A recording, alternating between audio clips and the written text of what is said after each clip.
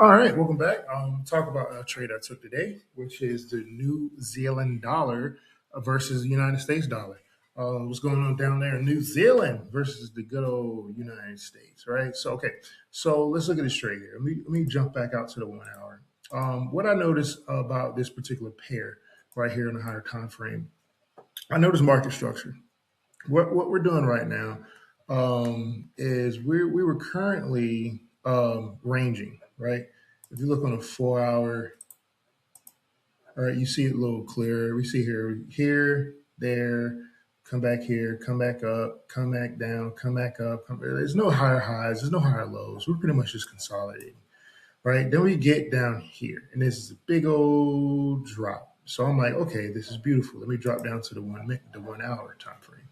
So in the 1 hour time frame, you can see here, this range here, pretty much from like right here to about right here. But I'm like, we pretty much the body stopped right here.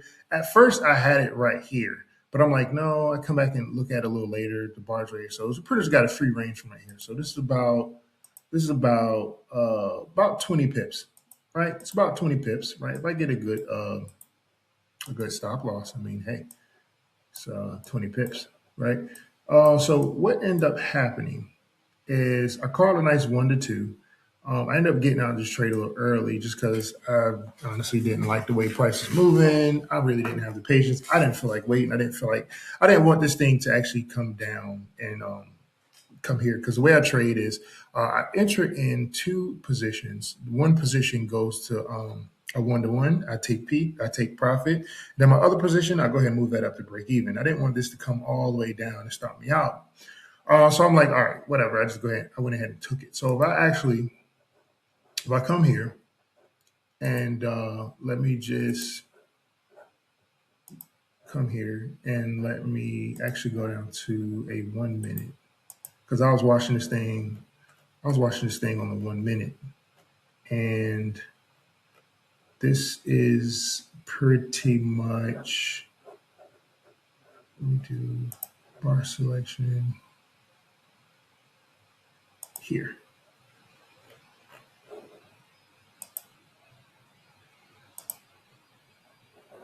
All right, so I'm looking at this trade, right? I had all that marked up. This is pretty much here. Let me just delete that. So I'm looking at this trade, right? What made me actually like really get in it right then and there is this trend line. So you see this trend line again: data, price, respect, respect, respect. This trend line, price broke trend line. Now, if we would have came to this trend line, respected and broke down, would have went on the opposite trend. However, I do know that ultimately we're consolidating. However, you see how price broke this trend line, came up, did some rejection candles. That is a confluence that lets me know price is about to go up. And I'm like, okay, we already broke this one. So that's number one. That's the second confluence. If we break this one, I'm gonna go ahead and get in this trade. So what ended up happening, let me drop down to a lower time frame. Once we got here, right? I'm looking at this candle. I zoomed in super close, and I'm like, technically we broke it. Like you have to zoom in super duper close. I'm like, oh, we broke it. So once I saw that, what I did is I actually entered into a trade. So let me go to the 1 hour. Let me all intervals. So once I saw that sucker, I'm like, all right, we're pretty much in there. Go back to the 15 minute. I usually watch the 30 minute. So once we in there, I actually drew. I actually got into a trade. I got in like right here, and I put my stop loss right here, right, and then I end up cutting the trade pretty soon. So let me see here. So we got in there. Let me go to a 1 minute, because this trade happened very fast. So we got it. Once I got in,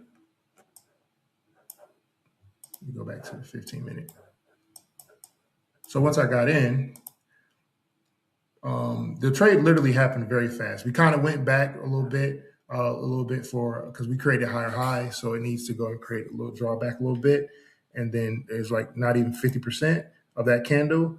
We see the next candle would pretty much. I mean, we pretty much just exploded the TP.